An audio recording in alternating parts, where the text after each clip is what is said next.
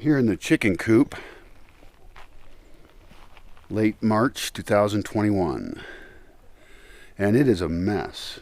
It's really a mess. I haven't been in here for a long time, and it's just got tools laying around, things biodegrading, which is relatively fine. The fence is not tall enough, which means that predators could get in. So we need to fix that fence and raise it way up, get it really tall.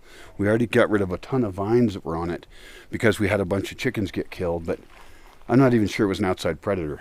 The problems in here are rats. There's are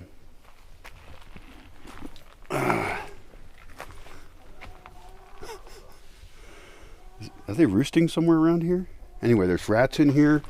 There's chicken shells in the places they're supposed to lay eggs, which means that the rats either ate the eggs or that they're eating their own eggs.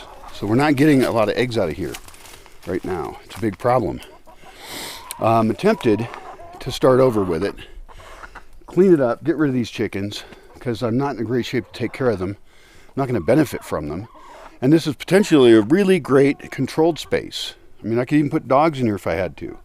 So in other words, don't raise chickens until I can do it right. And fix this whole water catchment system over here. There's a cistern and stuff. Ah, yeah, I see you. You're very exciting. You got water. Their water system is fairly poor. Just everything around here is really questionable. So I need to come down here with some guys I know and clean it all up, make it aesthetically pleasing, and probably do some digging to sculpt the land a little bit. This is very rich soil, and sculpt the land, and then plant it in the rainy season. Plant it really heavily with anything that'll grow. You know, I could just plant black beans. I got plenty of black beans. They're super cheap, and I don't want to cook them because they use too much energy. So they're a seed that's easy for me, and I think that beans are nitrogen fixers probably. So it'll improve the soil, and the soil's already good. So we could also harvest dirt out of here prior to doing that. So we could harvest in preparation for, like fill up every bucket we've got, and then really sculpt it a little bit differently in here. I just don't like how the way this thing is built, and so I have to recover it somehow. I have to come up with a better design. It's a very useful space is the thing. So, I mean, heck, if I leveled out spots, then this might even be a good place to camp where the dogs wouldn't mess with your stuff. So I think that should be the goal, is make this a more usable space. One unfortunate thing is I've got some pine trees in here, and pine trees are often not where you want them. On this side I've got 2 pine trees, and this pine tree is getting bigger and bigger and will eventually fall here onto this chicken coop. The other one is getting bigger and bigger and is very likely to fall onto the studio. And that little one over there would definitely fall in the studio. That one could. We should kill the little one right away, just get rid of it as a problem. And probably just pick a time when we know we're going to squish some of the fences. I mean, they're going to get squished when the trees go down.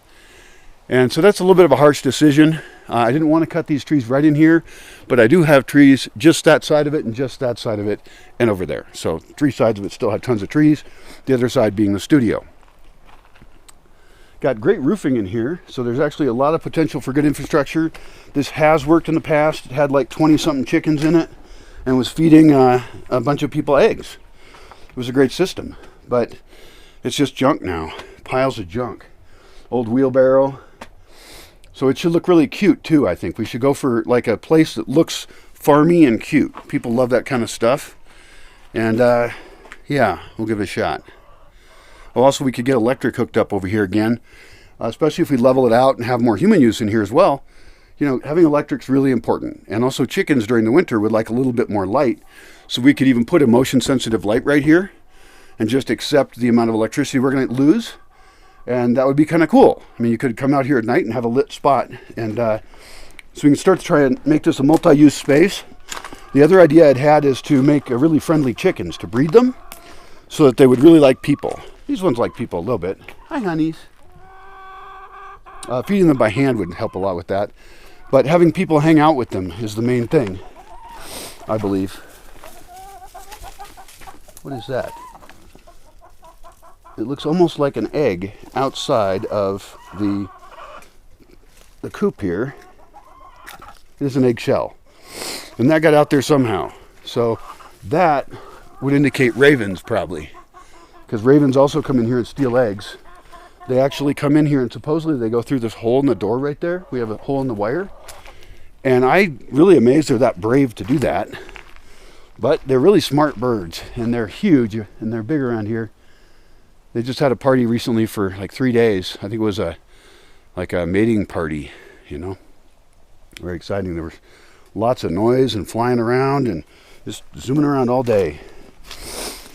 That's my report on the chicken coop. It doesn't look good. I've got other things I want to do, like get the incubator working, although I don't have enough electricity for it. It uses only 40 watts or so, but I don't have 40 watts or so at night. So I need a bigger solar power system, and then I can run my own incubation, egg incubation. And I can also switch to another species. These are just ones I have here for the moment. This is like a barred Plymouth Rock and a Rhode Island Red probably. God dang. Another thing is doors should actually work. Huge problems with doors here. It's so annoying. We make them ourselves, and they're made out of wood, and they're exposed to the weather, so it's no surprise they go bad. But, you know, I think it's worth it to buy doors, have them made out of metal, or have entryways that are covered. Whatever we have to do to make places function well. And that's been just an ongoing thing here, is it's always a fight to have things work well. Anyway, so I get the incubator going. Have a training video on how to cut up a chicken. The official Bosque training video. The biggest thing I need is the solar brooder. That's actually more important than the incubator. And the solar brooder is really simple. It's an evacuated tube solar hot water heater. You hear me talk about those a lot because I'm a big fan. And that takes water. I mean, yeah, it takes okay, it's on the south side of a small building. There should be plans to add on to that building, or we should add on the side of a building or something. And then we want to have a chamber, probably a building, that hot water gets run into. And then areas for chicks to be where the room is being heated by this thing, but I want them to be able to get as close as possible. What I got to do is not cook them. So I have to have limits on how hot it gets.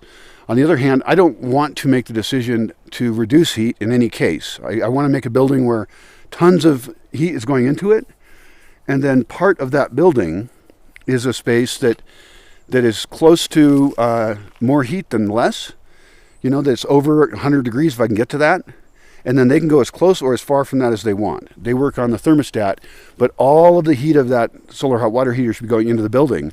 And we can actually test it with different sizes of hot water heater, because I should have different sizes around here and be able to move them even, so that we, you know, at least have very small, like the smallest one they have would be great to start with, and then see what can we heat with that.